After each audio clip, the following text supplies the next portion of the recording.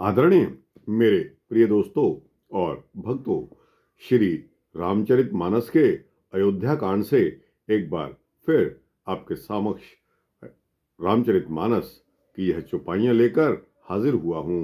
उम्मीद करता हूँ कि यह चौपाइयाँ, जिनका भावार्थ मैं गाने के पश्चात आपके सम्मुख करूँगा, आपको पसंद आएंगी। तो दोस्तों, आइए बिना समय गवाए श्री रामचरितमानस के अयोध्या कांड में प्रवेश करते हैं।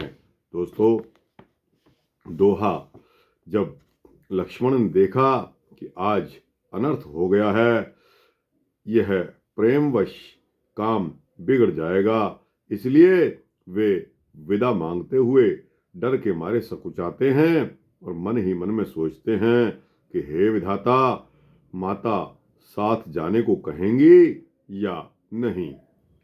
यह ठीक उस समय का वृतांत है जब भगवान श्री राम को वनवास का आयोजन किया जा रहा था। दोहा आता है, समुझ सुमित्रा राम सिय रूप सुशील सुभाव, नृप सनेहु लख धुनेउ सिर पापिन दीन कुधाव। नृप सनेह लख धुनेउ सिर पापिन दीन कुदाव।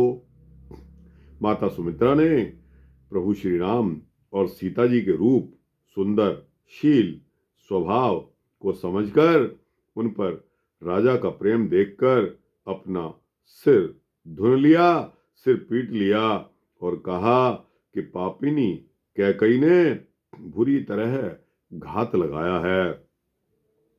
धीरज धरेउ को अवसर जानी,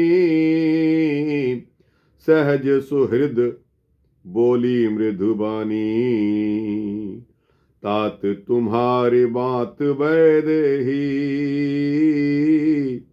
पिता राम सब भांत सनेही। परंतु असमय या कुसमय जानकर धैर्य धारण किया और स्वभाव से ही हित चाहने वाली सुमित्रा जी कोमल वाणी में बोली कि हे तात, जानकी जी तुम्हारी माता हैं और सब प्रकार से स्नेह करने वाले श्री रामचंद्र जी आपके पिता हैं, क्योंकि बड़े भाई पिता समान होते हैं। अवध तहाँ जह राम निवासु, तहाई दिवस जहाँ भान प्रकाशु। जो पैसिय राम बन जाही, अवध तुम्हारे काज कछु नाही। जहाँ प्रभु श्री राम का निवास है, वहीं अयोध्या बन जाती है, और जहाँ सूर्यदेव सूर्य नारायण देव का प्रकाश है, वहीं दिन हो जाता है। यदि निश्चय ही सीताराम वन को जाते हैं तो अयोध्या में तुम्हारा क्या काम है? कोई काम नहीं है। गुर पित मात बंधु सुर साई, से यहीं सकल प्राण की नाई। राम पा प्राण प्रिय जीवन जी के, स्वार्थ रहित सदा सबही के। अर्थात गुरु, माता और पिता, भाई, देवता और स्वामी, इन सभी की सेवा प्राणों के समान करनी चाहिए। फिर प्रभु श्री राम तो प्राणों से भी प्रिय हैं, हृदय के भी जीवन हैं और सभी के स्वार्थ रहित सखा भी हैं। पूजनीय प्रिय परम जहाँ ते, पूजनीय प्रिय परम जहाँ ते। सब मानियहि राम के नाते, अस जिय जान संग बन जाहु।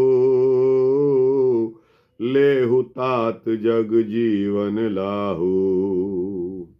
अर्थात जगत में जहाँ तक पूजनीय और परम प्रिय लोग हैं, वे सब श्री राम के नाते से ही पूजनीय और परम प्रिय मानने योग्य हैं। हृदय में ऐसा जानकर हे तात, उनके साथ वन जाओ और जगत में जीने का लाभ उठाओ। दोहा आता है, भूरि भाग भाजन भयहु मोहि समेत बल जाऊं, जो तुम्हारे मन छाड़ छल कीन राम पद ठाऊं।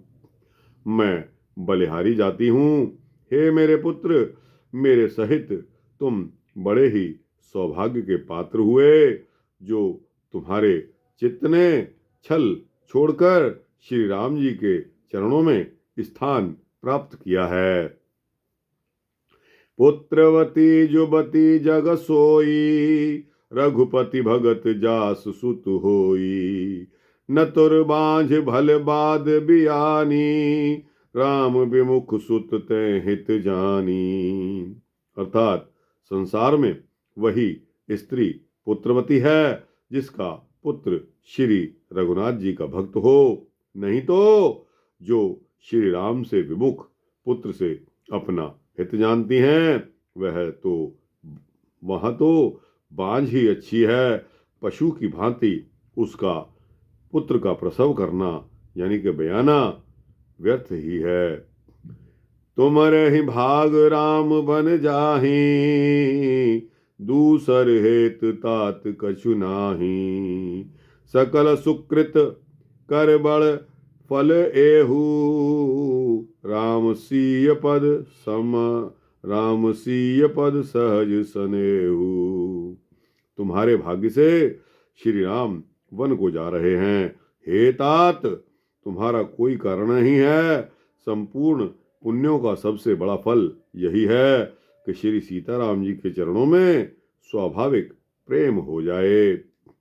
राग रोष ईर्षा मद मोहू, जन सपने हु इनके बस होहू, सकल प्रकार विकार बिहाई, मन क्रम बचन करेऊ सेवकाई। राग, रोष, ईर्ष्या, मद और मोह इनके वश स्वप्न में भी मत होना। यह माया के रूप हैं। जिस तरह हम कहते हैं ना, काम, क्रोध, मद, मोह, लोभ, अहंकार, बस ये वही दुश्मन है। सब प्रकार के विकारों का त्याग करना चाहिए। मन, वचन और कर्म से श्री सीताराम जी की सेवा में लग जाना चाहिए। तुम कहूँ बन सब भांति सुपासु, संग पित मात राम सिय जासु, जहि न राम बन लहहि कलेसु, सुत सोई करेहु एहई उपदेसु। तुमको वन में सब प्रकार से आराम है, जिनके साथ श्री राम जी, श्री सीता जी रूप पिता माता हैं। हे पुत्र, तुम वहीं रहना, जिससे श्री रामचंद्र जी वन में क्लेश ना पावें। मेरा आपको यही उपदेश है। इसके पश्चात छंद आता है। छंद की भाषा ऐसी है, उपदेश यहू जहि तात तुम्हरे, राम सिया सुख पावहीं, पित मात प्रिय परिवार पुर, सुख सुरत बिन बिसरावहीं, तुलसी प्रभु ही सिख दे आयस दीन पुण्य आशीष दई, रति हो अबिरल अमल सिय रघुवीर पद नित नित नई। हे तात, मेरा यही उपदेश है, अर्थात तुम वही करना जिससे वन में तुम्हारे कारण श्री राम जी और श्री सीता जी सुख पाएं और पिता माता, प्रिय परिवार तथा नगर के सुखों की याद को भूल जाएं। स्वामी तुलसीदास जी कहते हैं कि सुमित्रा जी ने इस प्रकार हमारे प्रभु यानी कि श्री लक्ष्मण जी को शिक्षा देकर वन जाने की आज्ञा दी और यह आशीर्वाद भी दिया कि श्री सीता जी और श्री रघुवीर जी के चरणों में तुम्हारा निर्मल यानी कि निष्काम और अनन्य एवं प्रगाढ़ प्रेम नित नित नया होता जाए। कितनी सुंदर भाषा है। माता सुमित्रा को श्री राम की सेवा करने में, लक्ष्मण को प्रोत्साहित करने में देखो कितना यह कहते हैं ना त्याग है, बलिदान है अपनी एक माँ का, कि अपने बेटे को कह रही है कि श्री राम की सेवा में किसी प्रकार की भी कोई कमी ना आ जाए। हे तात, मेरा यही उपदेश है, तुम वही करना जिससे वन में तुम्हारे कारण श्री राम जी और सीता जी सुख पाएं और पिता माता, प्रिय परिवार तथा नगर के सुखों की याद को भूल जाएं। संत तुलसीदास जी कहते हैं कि सुमित्रा जी ने इस प्रकार हमारे प्रभु श्री लक्ष्मण जी को शिक्षा देकर वन जाने की आज्ञा दी और फिर आशीर्वाद भी दिया कि श्री सीता जी और श्री रघुवीर जी के चरणों में तुम्हारा निर्मल, निष्काम और अनन्य प्रगाढ़ प्रेम नित नित नया हो जाए। मात चरण सिर नाय चले, तुरत संकित हृदयम, बागुर विषम तोराय मनहु, भाग मृगु भाग बस। माता के चरणों में सिर को नवाकर हृदय में डरते हुए कि अब कोई फिर दोबारा कोई नया विघ्न ना आ जाए, लक्ष्मण जी तुरंत चल दिए। इस प्रकार चल दिए जैसे सौभाग्यवश कोई हिरन कठिन फंदे को तोड़कर वहां से आजाद हो जाता है, भाग जाता है। गए लखन जह जान कि नाथो, भे मन मुदित पाए प्रिय साथु, बंदे राम सिय चरण सुहाए, चले संग नृप मंदिर आए। लक्ष्मण जी वहां गए जहां श्री जानकी नाथ जी थे और प्रिय का साथ पाकर मन में बड़े ही प्रसन्न हुए। श्री राम जी और श्री सीता जी के सुंदर चरणों की वंदना करते हुए वे उनके साथ चले और राजभवन में आए। कहीं परस्पर पुर नर नारी, भल बनाए विधि बात बिगारी, तन कृष मन दुख बदन मलीने, बिकल मनहु माखी मधु छीने। अर्थात नगर के स्त्री पुरुष आपस में बातें कर रहे हैं कि विधाता ने खूब बनाकर बात बिगाड़ी, उनके शरीर दुबले, मन दुखी और उदास हो रहे हैं। वे ऐसे व्याकुल हैं जैसे शहद छीन ले जाने पर शहद की मक्खियां व्याकुल हो जाती हैं। कर्मी जहि सिर धुन पछताही, जन बिन पंख बिहग अकुलाही, भय बड़े भीर भूप दरबारा, बरन न जाए विषाद अपारा। सभी हाथ मल रहे हैं, सिर पीट रहे हैं, पछतावा कर रहे हैं, मानो बिना पंख के पक्षी व्याकुल हो रहे हों। राजद्वार पर भीड़ हो रही है, अपार विषाद का वर्णन नहीं किया जा सकता। सचिवम उठाए राव बैठा रे, कहे प्रिय बचन राम पग धारे, सिय समेत दो तनय निहारी, व्याकुल भयउ भूमि पत भारी। श्री रामचंद्र जी पधारे हैं, ये प्रिय वचन कहकर मंत्री ने राजा को उठाकर बैठाया। सीता सहित दोनों पुत्रों को वन में तैयार जाते देखकर राजा और भी व्याकुल होते हैं। दोहा आता है, सिय सहित सुत सुभग दो, देख देख अकुलाय, बारही बार स्नेह बस राउले उरलाय। सीता के सहित दोनों अपने सुंदर पुत्रों को देखकर राजा दशरथ अकुला जाते हैं, घबरा जाते हैं और स्नेहवश बार बार उन्हें हृदय से लगाते हैं। सकई न बोले बिकल नर नाहु, शोक जनित उर दारुन दाहु। नाय शीस पद अति अनुरागा, उठ रघुवीर बिदा तब मागा। राजा व्याकुल हैं, बोल नहीं सकते। हृदय में उनके शोक है, दुख है, भयानक संताप भी है। तब रघुकुल के वीर श्री रामचंद्र जी ने अत्यंत प्रेम से चरणों में सिर नवाकर उठकर उनसे विदा मांग ली। पितु असीस आय सुमोहि दीजै, हर्ष समय विस्मौकत कीजै। तात किए प्रिय प्रेम प्रमादु, जस जग जाए होए अपबादु। हे पिताजी, मुझे आशीर्वाद दीजिए, आज्ञा दीजिए। प्रेम के साथ आप शोक क्यों मना रहे हैं? हे पिता, हे तात, प्रिय के प्रेमवश प्रमाद यानी के कर्तव्य कर्म में गलती यानी कि त्रुटि करने से जगत में यश जाता रहेगा और क्या होगा? निंदा शुरू हो जाएगी।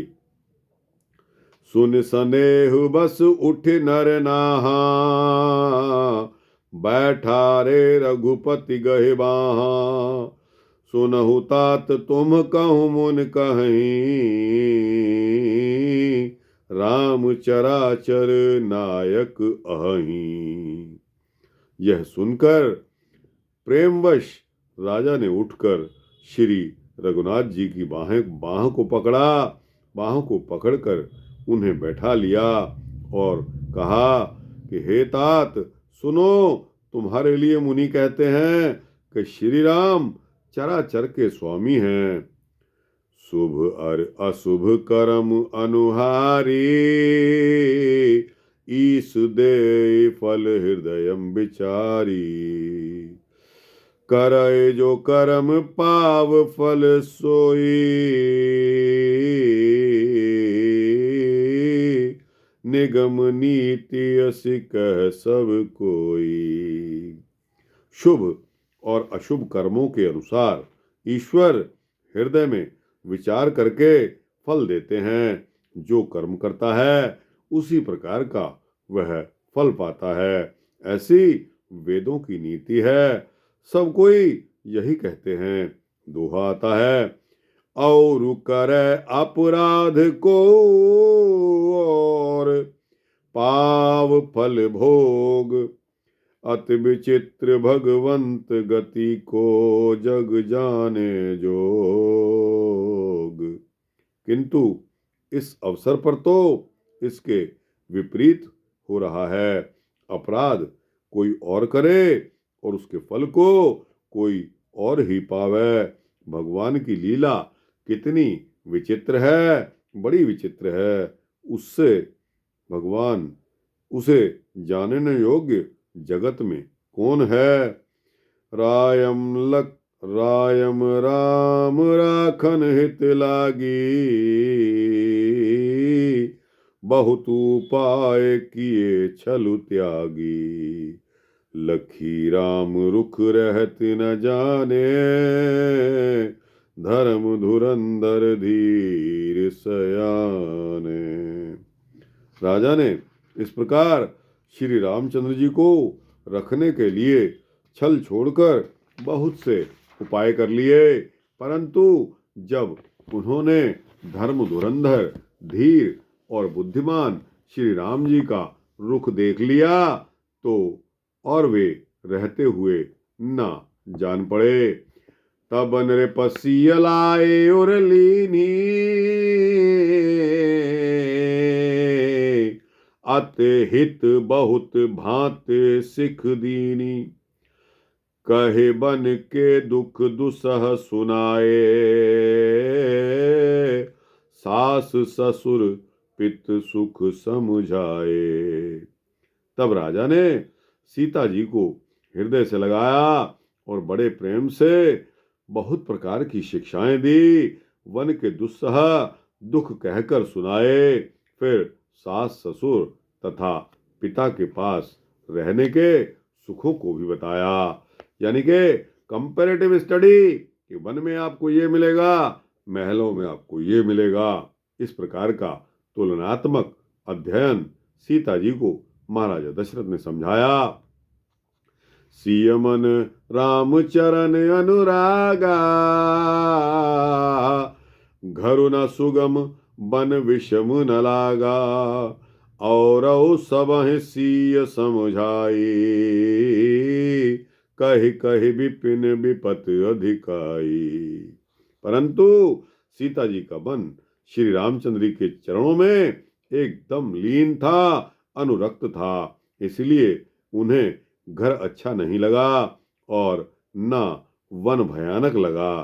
फिर और सब लोगों ने भी वन में आने वाली विपत्तियों की अधिकता बता बताकर सीता जी को समझाया और उनके उसके परिणामों को भुगतने के लिए भी बहुत समझाया। सचिव नार गुर नार सियानी, सहित स्नेह कहि मृदुबानी, तुम कहूँ तो ना दीन वनवासु, करहु जो कहीं ससुर गुरु सासु। मंत्री सुमंत्र जी की पत्नी और गुरु वशिष्ठ जी की पत्नी अरुंधति जी तथा और भी चतुर स्त्रियां स्नेह के साथ कोमल वाणी से कहती आई कि तुमको तो राजा ने वनवास दिया ही नहीं है, इसलिए जो ससुर गुरु और सास कहें आप तो वही करो। दोहा आता है, सिख शीतल हित मधुर मृदु, सुन सीतहि ना सुहानी, शरद चंद चंदने लगत, जन चकई अकुलानी। यह शीतल हितकारी मधुर और कोमल सीख सुनने पर सीता जी को अच्छी नहीं लगी। वे इस प्रकार व्याकुल हो गई मानो शरद ऋतु की चंद्रमा की चांदनी लगते ही चकई व्याकुल हो उठती है। सिय सकुच बस उतर न दे, सो सुन तमक उठी कैकेयी, मुनिपट भूषण भाजन आनी, आगे धर बोली मृदुबानी। सीता जी संकोचवश उत्तर नहीं देती। इन बातों को सुनकर कैकेयी तमक कर उठती हैं। कैकेयी मुनियों के वस्त्र आभूषण माला मेखला आदि और बर्तन यानी कि कमंडल आदि लाकर श्री रामचंद्र जी के आगे रख देती हैं और कोमल वाणी में कहती हैं। क्या कहती हैं? नृपहि प्राण प्रिय तुम रघुबीरा, सील स्नेह न छाड़े वीरा, सुकृतु सुजस परलोक न साऊ, तुम ही जान बन कहि न काऊ। हे रघुवीर, राजा को तुम प्राणों के समान प्रिय हो। भीरु यानी के प्रेमवश दुर्बल हृदय के राजा शील और स्नेह नहीं छोड़ेंगे।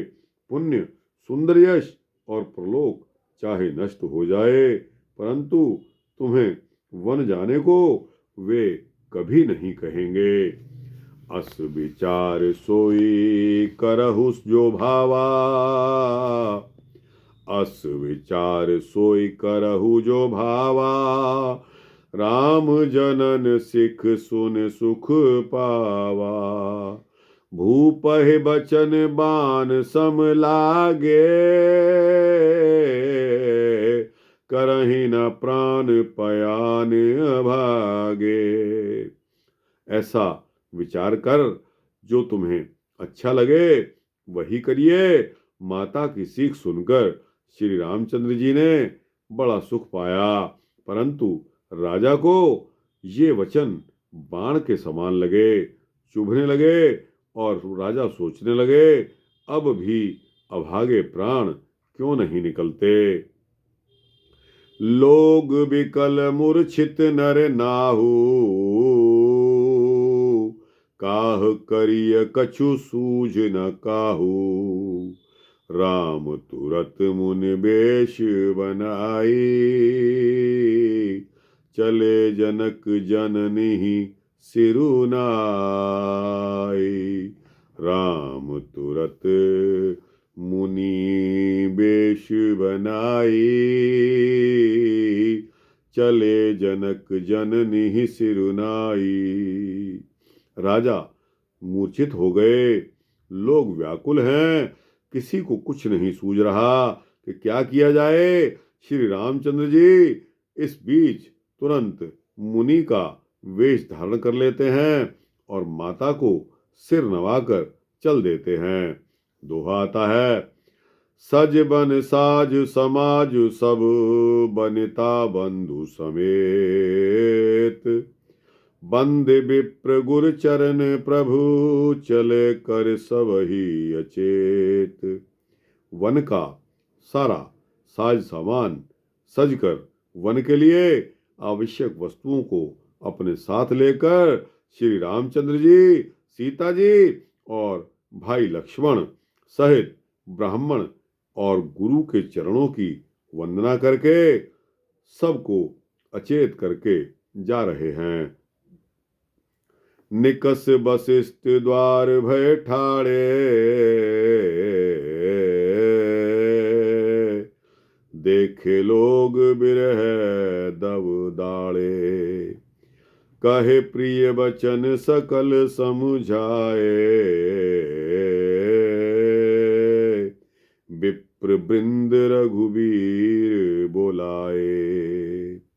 अपने राजमहल से निकलकर श्री रामचंद्र जी श्री वशिष्ठ जी के दरवाजे पर जाकर खड़े हो गए और क्या देखते हैं कि सभी लोग विरह की अग्नि में जल रहे हैं। उन्होंने प्रिय वचन कहकर सभी को समझाया और फिर श्री रामचंद्र जी ने ब्राह्मणों की मंडली को बुलाया।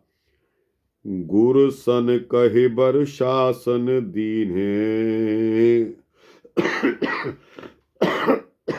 आदर दान विनय बस कीन्हे। जाचक दान मान संतोषे, मीत पुनीत प्रेम परितोषे।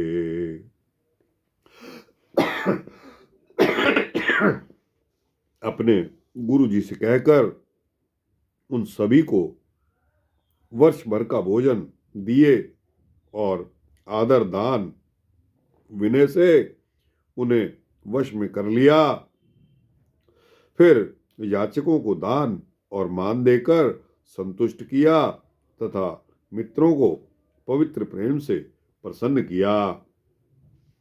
दासी दास बोलाए बहोरी, गुरहि सौंप बोले कर जोरी। सबके सार संभार गोसाई, करब जनक जननी की नाई। फिर दास दासियों को बुलाकर उन्हें गुरु जी को सौंपकर हाथ जोड़कर बोले कि हे गुसाई, इन सबकी माता पिता के समान सार संभार देख रेख करते रहना। बारहि बार जोर जुग पानी, कहत राम सब सन मृदुबानी। सोई सब भांति मोर हितकारी, जे हितें रहे भुआल सुखारी।